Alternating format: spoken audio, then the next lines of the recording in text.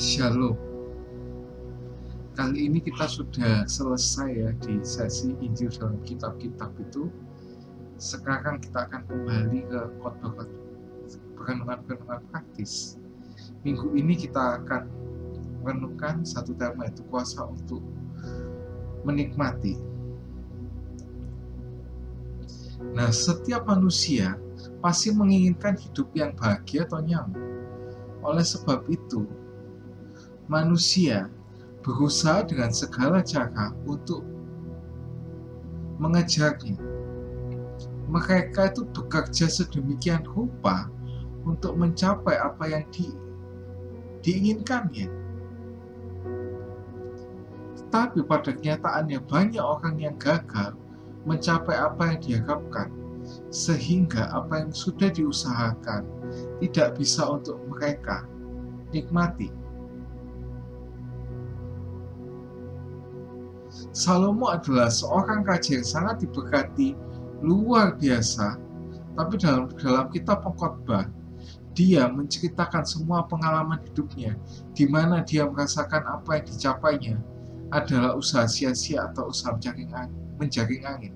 Kita baca di Pengkhotbah 2 ayat yang ke-10.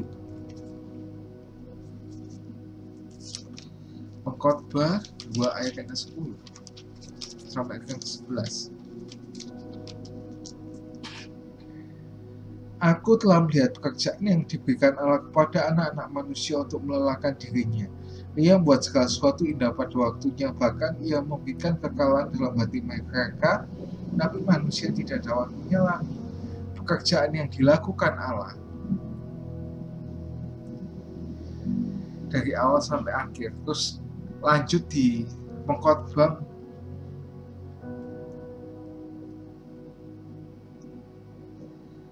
baca yang sebelumnya di ayat 4 sampai yang 9. Ada waktu untuk menangis, ada waktu tertawa. Nah, itu contoh-contoh. Kalau itu ya semua ada waktunya. Tapi Paulus merasa apa? Semua itu gak ada faedahnya gitu loh.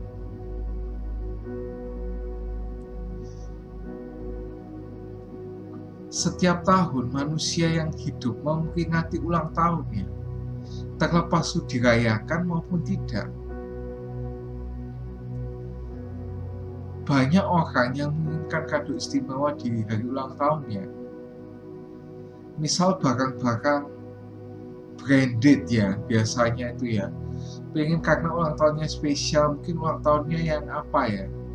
Yang ke-17, ke-25, kayak yang dianggap milestone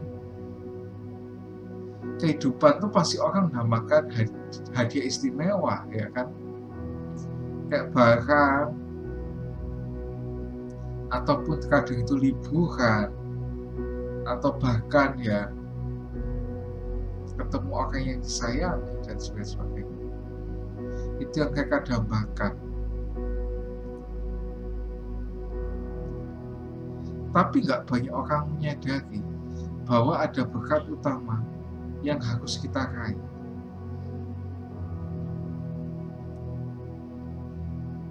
Di hari ini, kalau kita bisa menikmati berkat yang utama itu tadi, yaitu kuasa untuk menikmati, itu adalah berkat yang diidamkan banyak orang yang tidak menyadari atau tidak mengerti mengenai berkat ini. Berkat kuasa menikmati itu semata-mata adalah pemberian dari Tuhan. Kalau kita baca dalam Pengkhotbah 5 ayat 17-18, lihatlah yang kuanggap baik dan tepat ialah kalau orang makan, minum, dan bersenang-senang dalam segala usaha yang dilakukan dengan jerih payah di bawah matahari selama hidup yang pendek yang dikaruniakan Allah kepadanya, sebab itulah bagiannya. Sebab orang yang dikaruniai Allah kekayaan dan harta benda dan kuasa untuk menikmatinya, untuk menerima bahagianya dan bersukacita dalam jerih payahnya, itu pun karunia Allah.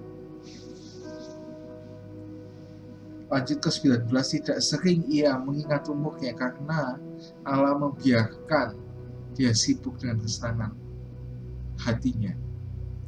Di sini ceritakan kalau orang ini menerima bahagianya. Nah, ini seperti juga yang diomongkan di Pengkhotbah pasal 3 ayat yang ke-22 itu ya. Aku melihat bahwa tidak ada yang lebih baik bagi manusia daripada bergembira dalam pekerjaannya, sebab itu adalah bagiannya. Karena siapa yang akan memperlihatkan kepadanya apakah yang terjadi sesudah dia?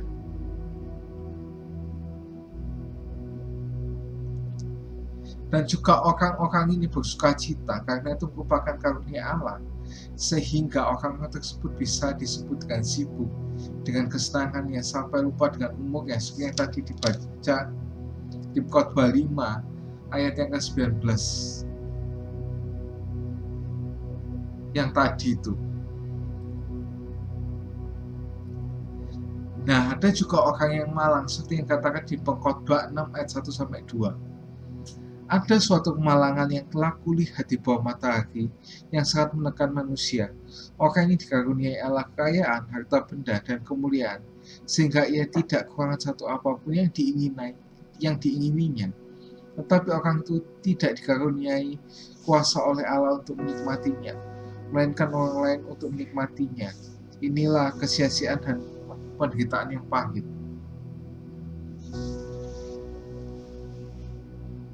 Nah, ini ada contoh kalau kita bekerja untuk keluarga itu baik, tetapi juga kita harus nikmati jeri lelah kita. Maka tadi dia ngomong apa? Orang itu punya segalanya, tapi nggak punya kuasa untuk menikmati. Selain itu contohnya juga apa? Orang yang sakit, orang kaya yang lagi sakit. Orang itu punya segala-galanya, tapi karena dia sakit, dia harus menggunakan uang itu terus untuk berobat, bukan untuk menikmati, untuk makan, untuk jalan-jalan dan sebagainya. Tapi juga ada orang yang bekerja, tapi tidak menikmati hasil pekerjaannya. Seperti yang ada di Pengkhotbah 4 ayat 8. Ada seorang sendirian, ia tidak punya anak laki-laki atau saudara laki-laki, dan tidak henti-hentinya bergelala, matanya pun tidak puas dengan kekayaan. Untuk siapa aku bergelala dan menolak kesenangan? Ini pun sia-sia dalam hal yang menyusahkan. Nah, terus apa yang harus kita lakukan supaya kita diberikan Tuhan kuasa untuk menikmati? Yang pertama itu berkenan kepada Allah.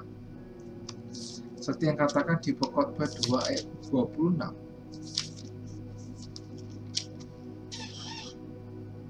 Karena kepada orang yang dikenannya, ia mengaruniakan hikmat, pengetahuan, dan kesukaan. Tapi orang berdosa ditugaskannya untuk menghimpun dan menimbun sesuatu yang kemudian harus diberikannya kepada orang yang dikenan Allah. Ini pun kesia-siaan dan usaha menjaring angin. Nah, ini orang itu harus berkenan bagi Allah untuk mendapatkan kuasa menikmati. Gimana untuk berkenan kepada Allah? Yaitu takut akan Allah. Terus ini juga ada di Pengkhotbah 4 ayat 17-5 ayat yang kedua. Jagalah langkahmu kalau engkau berjalan ke rumah Allah. Menghampiri untuk mendengar adalah lebih baik daripada mempersembahkan korban yang dilakukan oleh orang-orang bodoh, karena mereka tidak tahu bahwa mereka berbuat jahat. Jangan terburu-buru dengan mulutmu dan janganlah hatimu lekas mengeluarkan perkataan di hadapan Allah, karena Allah ada di surga dan engkau di bumi. Sebab itu, biarlah perkataanmu sedikit, karena sebagaimana mimpi disebabkan oleh banyak kesibukan, demikian pula percakapan bodoh disebabkan oleh banyak perkataan. Kita itu harus takut akan Tuhan, gitu, untuk menjaga langkah kita ya. dan juga supaya dikenal oleh Tuhan juga. Yang kedua, yaitu kerja keras dan kerja cerdas, seperti yang dikatakan di Pengkhotbah 11 ayat yang ke-6. Taburkanlah benihmu pagi-pagi hari, dan janganlah memberi istirahat kepada terangmu pada petang hari, karena engkau tidak mengetahui apakah ini atau itu yang berhasil atau kedua-duanya sama dengan baik. Kita itu jangan cuma ya kerja keras saja, tapi harus kita kerja cerdas. Kadang orang kerja keras saja ya kayak kadang itu ditipu orang juga gitu. Kadang kita lembur-lembur tapi kita nggak bisa menikmati apa-apa gitu. Kalau kerja cerdas kan gimana, juga mengefisiensikan waktu dan juga hal-hal lain supaya bisa menghasilkan yang lebih banyak. Yang ketiga, yaitu menjaga tubuh, seperti yang dikatakan di Efesus 5 ayat yang ke-29.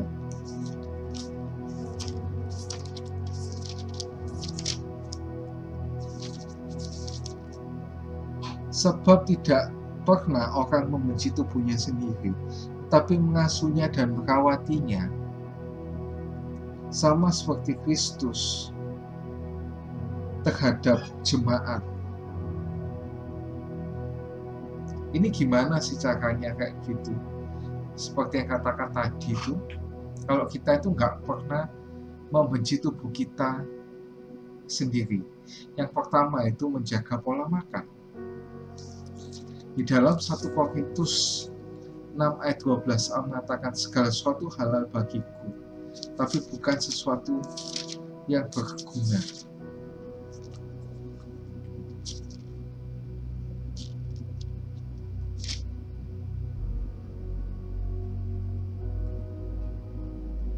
Kita lanjutkan yang B, tapi aku tidak mau membiarkan diriku diperhamba oleh suatu apapun. Itu kadang makanan itu bisa menjadi tuan buat kita pengen apa gitu, tiba-tiba pengen beli dan segala sebagainya. Apalagi kita gampang ya sekarang, tinggal pesen online langsung, dan makanan itu nggak lama bisa datang ke rumah kita. Ya maka itu kita harus jaga pola makan, jangan kalap ya. Yang kedua yaitu istirahat. Di Mazmur 3 ayat ke-6, aku membaringkan diri lalu tidur, aku bangun sebab Tuhan menopang aku. Istirahat itu penting ya. Nah, Tuhan aja istirahat kok ya. Waktu penciptaan kan waktu hari ke-7 itu Tuhan kan beristirahat untuk menikmati ciptaannya.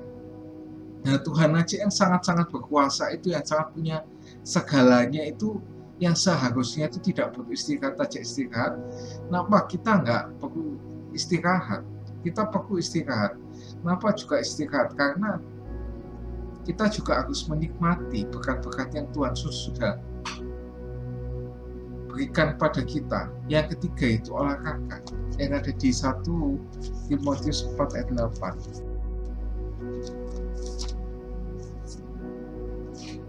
Latihan badani itu terbatas gunanya, tetapi ibadah itu berguna dalam segala hal karena mengandung janji baik untuk hidup yang akan datang.